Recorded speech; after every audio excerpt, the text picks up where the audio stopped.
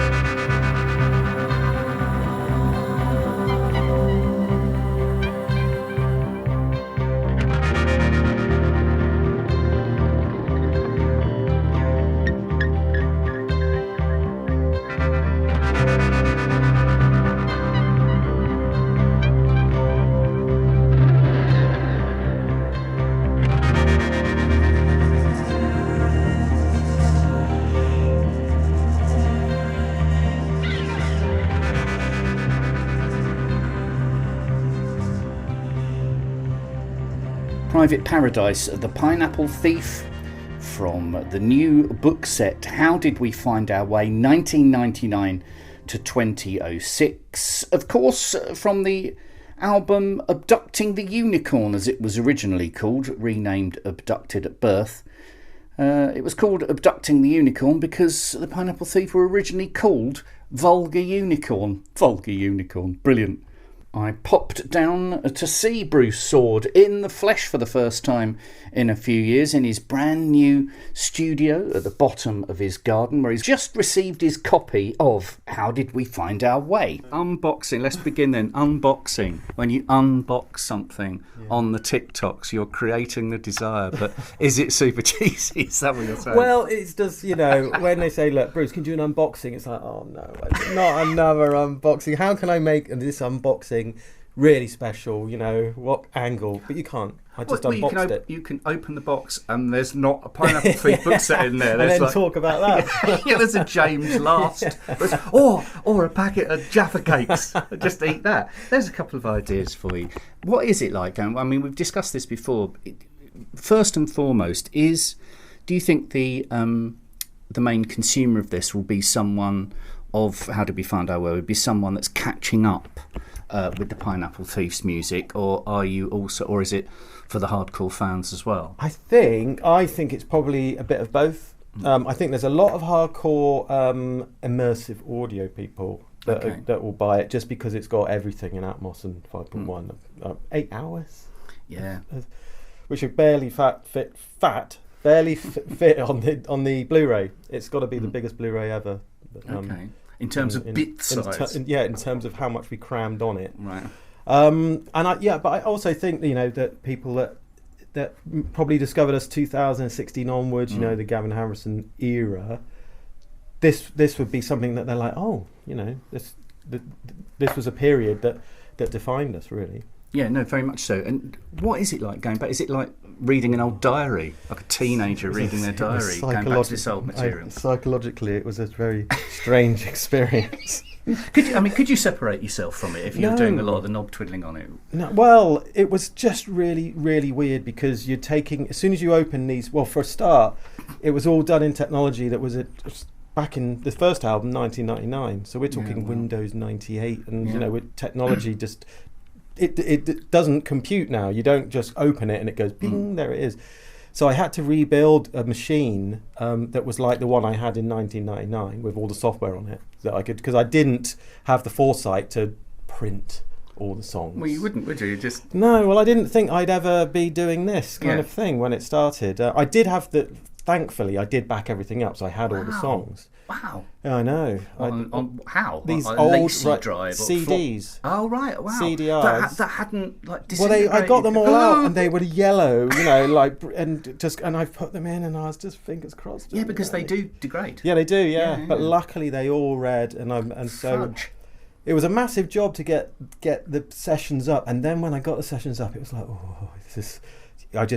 it just reminded me of what it was like in 1999. Even things like when you go into vocal takes and you extend the intro, and you can hear me walking into the room and the cat jumping around and my girlfriend shouting at me, and so all of a sudden it's like, whoa, this is weird. So yeah, it was strange. So it just goes to show, I guess, that you do need to have stuff on hard things that you can hold in your hand, and because you're talking at that time where you were just coming out of tape. Yes. So none of it was down on tape. It was just after tape, but it really at the dawn of being able to do stuff at home. Right. I mean, obviously you had 8-track and stuff in the 70s, but this was the first time that you had, affordable sort of digital recording. It was quite rudimentary, and you did have to be a bit of a nerd.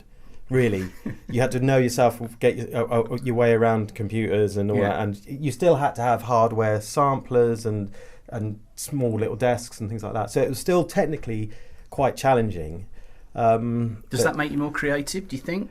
I think it's too many toys now. It does. Yeah, definitely. It's too easy now because you can, whatever you want, you can get. But a lot of the time now, my limited experience of modern studios with yourself and Rich from Hardfire, basically all the plugins, is that a lot of the time you're kind of mocking analog equipment. You're kind of trying to make it sound like it was recorded on tape. Absolute industry is most of the things you see are just replicas of these amazing. Here's this amazing valve compressor that we got from blah blah studio, and it's so authentic and blah. And you can get so lost in it. So I've got this rule that I will spend when I'm starting a new project. I will go and do a bit of shopping, go and see what's new. And then I'll go and download all these plugins, and I'll test them all out. And before I get too lost, I'll just pick a few, and then I shut the door. Yeah, because you can have my understanding is you can have a kind of like trial period. Yeah. On a plugin before you buy the. Yeah, before you permanently, commit. Yeah. So you check them all out. I mean, my mixes have got a lot better over the years. I don't know how much of it is to do with these amazing authentic valve plugins I've got, or just as a craft. What's the essential bit of kit, do you think? Is it the guitar? Is it the what's the absolute, what could you not live without? If this, I mean, here we are in this beautiful your country mansion studio, but if this burnt down, what would you run in and retrieve? What I've learned, and this was something that a lot of engineers always said in the early days, and I'll just go, oh, shut up, that's just rubbish. Is that it really is down to what you've got in your hand. Right, and I didn't realise that. So I was like, in the early days, I had my acoustic guitar, and I said, why don't my acoustic guitars sound like this really amazing guitars? And now I've got some really amazing acoustic guitars, and funnily enough, they sound really nice. Is that because you learnt to play on inferior equipment? So then you're given a Taylor, and you think, actually, this is you're given a nice American Telecaster, and maybe, you've learnt your craft. On crappy gear. Yes, a rite of passage. Yeah, I think so.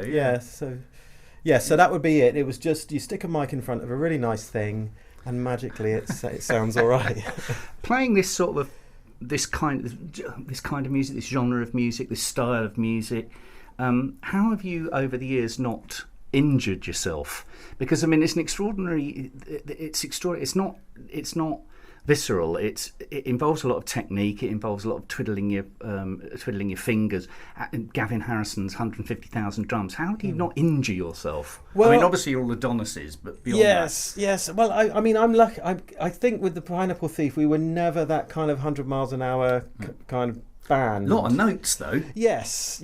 I don't know. One of the things that struck me when I was going through these, it was 6 albums and the 2 bonus albums, is how the hell I actually did it at the time. How did I do? Because it was so much stuff, and I had a day job back then as well. So how I crammed it in and how I actually did those records. I think I averaged every sort of 2 years or 18 months, 2 years, a new album would come out. Yeah.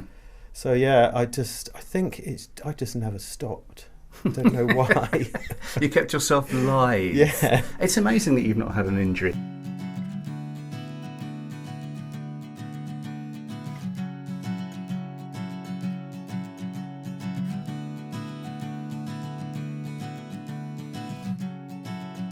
The day breaks your battered heart.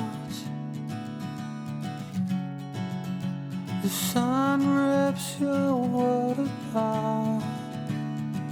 And we will see it fall. Yeah, we will see it fall. Live each day and it is your last.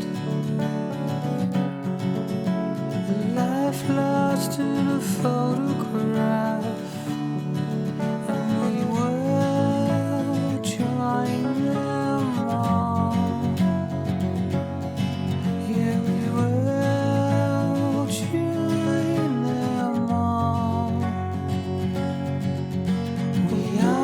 Just falling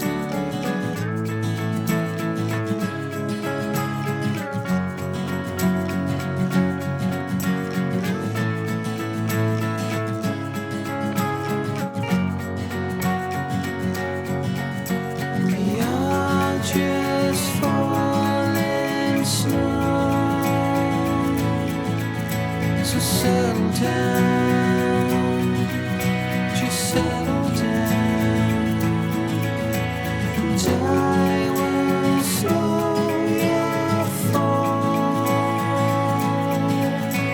That is all, that is all.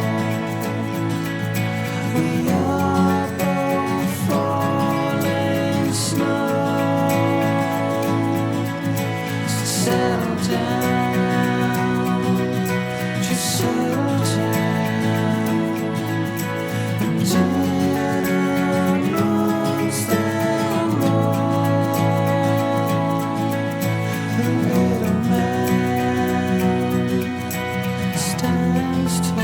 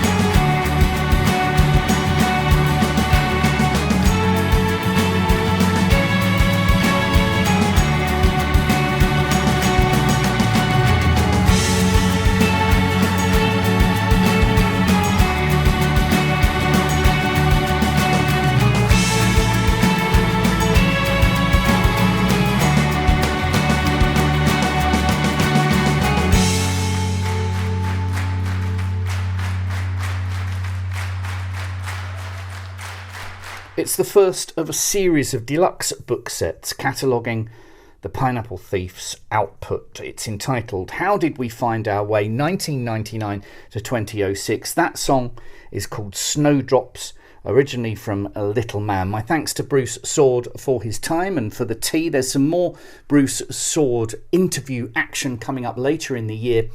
Our all-star group from Italy and Canada, Envy of None, featuring Alex Lifeson of Rush, Andy Curran, vocalist Maya Wynn, Alf Anibalini, have a new EP out right now called That Was Then, This Is Now.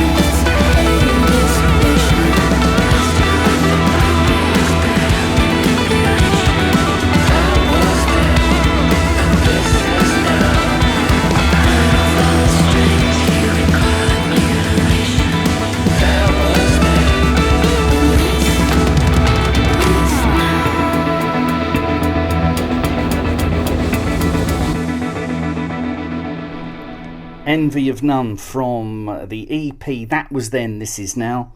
That is called That Was Then, and the video for that track has recently dropped. Check that out, it is amazing.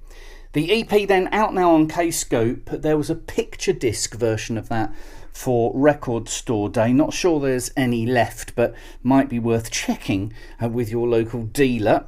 Daniel Tompkins up next, probably best known as the singer of Tesseract. Now, I've been speaking to the group of late ahead of some very exciting news, which you'll hear about in the next Kscope podcast. The last we heard of Daniel, of course, was as a solo artist with the album Castles, which begat Ruins, the heavy version of that material, and a live stream of the latter, which is out on digital platforms now.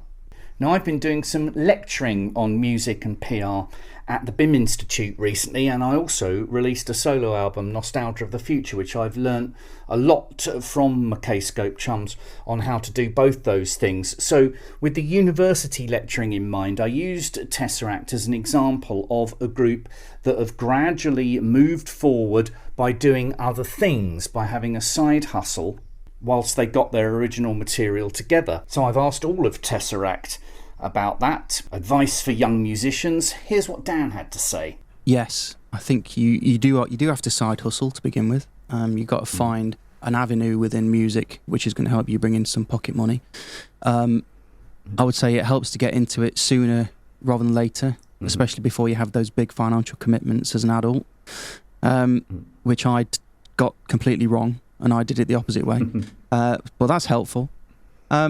I think you've obviously got to be very willing to go out there and promote your music, and I still feel like the word of mouth today is still very valuable.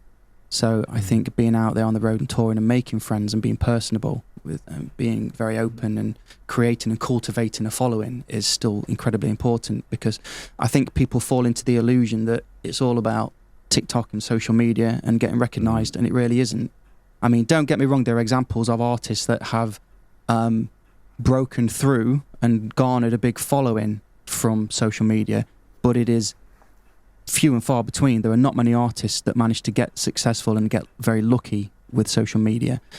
Most people don't care, I find, unless you're willing to be a content creator and be at the grind trying to compete with what's the latest trend. I would say for me that is not where I like to sit. I want to be a creator, and I've always wanted to just do Tesseract or just sing. And I also had the illusion that actually being in a rock and metal band meant that I would have financial stability when I first started. And of course, we all know that that's not a thing. But I learned to sing, I learned my craft, and then I began to teach people my craft after, garnering a very trusting and loyal fan base. And I think that I always remember this. I had an old manager of mine from a long time ago once told me that if you can make it as an artist, if you can garner 1,000 loyal fans that will buy every CD, that will buy every piece of merchandise that you put out. So if you think about it, that's not that difficult to achieve in the grand scheme of things, 1,000 people, is it? I mean, you just got to put your focus into your music and your art and believe in it and want to do it. That's the main thing.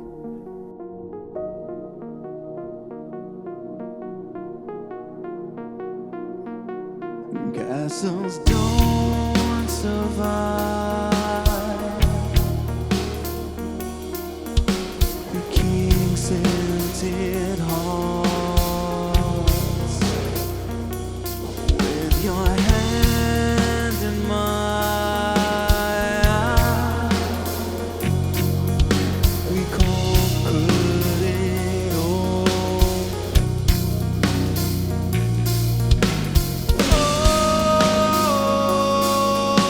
Oh,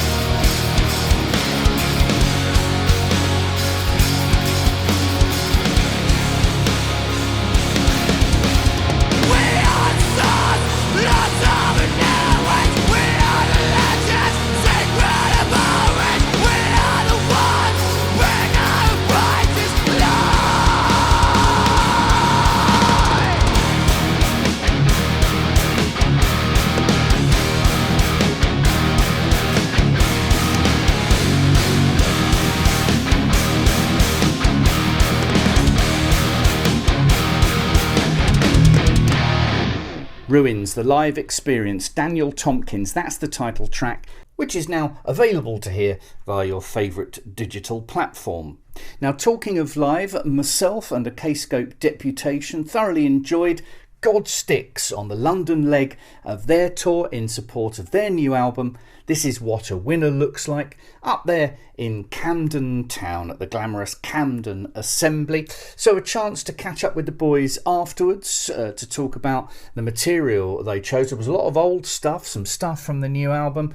So I grabbed DARRAN CHARLES, the main man, to chat about something that we'd been talking about in the interview that featured in the recent Kscope podcast about the new bass player, Frankie G, and whether or not he was allowed to use his 6-string. Any other group breaking in a new bass player would stick to the new stuff, and you've taught him the entire repertoire. Well, I didn't talk, I've ensured that he's learnt the entire repertoire, because had I not been there cracking that whip, would have done exactly as he felt fitted the song. He was allowed 6 strings. Do you know what? What are you going to do about that? What are you going to do about that? Something's got to be done about It it. really irritates me. In fact, there is an irritant. There isn't it? Because I automatically lose respect for any player, any bass player that's got 6 strings. It's like, it's gone to business. What are you using a 6-string for? It's not a melody instrument. It's not a melody instrument. It's not a melody instrument. No one ever said, oh, you know, have you ever? Let's use the test, right? Imagine a little house party, right? You have a little house party. I'm imagining that. Right? No one ever says, hey, Francis, pick up that bass and play us something, have they? No one has ever said that, have they? Well, let's ask him. No one has ever said that. Let's ask him. No one has ever Let's said ask him. Have you been at a party where someone said, Francis, pick up that bass and give us a tune? Yeah, at my house. Yeah, exactly. There you go.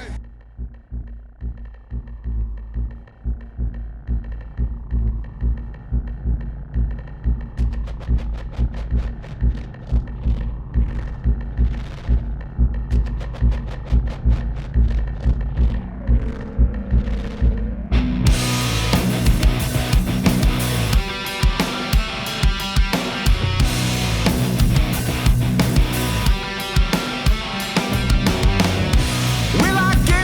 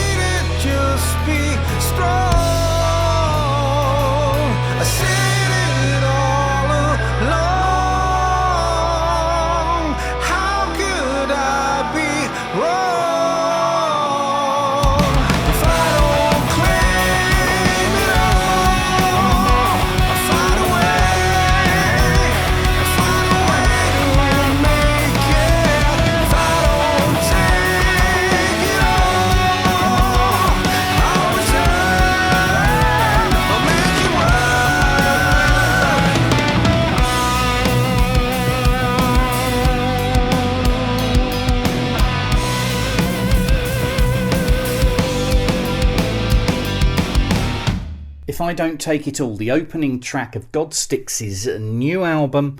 This is what a winner looks like. My thanks to Darren and the chaps from the group for the chat afterwards. It was a brilliant gig and tremendously sweaty. And talking of brilliant gigs, did anyone see the Anchoress performing 2 songs with childhood heroes Manic Street Preachers at the Glastonbury Festival recently? That was absolutely amazing. Right, before I go, your Kscope news. Osric Tentacles and Gong, a co-headline tour in March. The Last Blast, Tangerine Dream in the UK for a tour in November.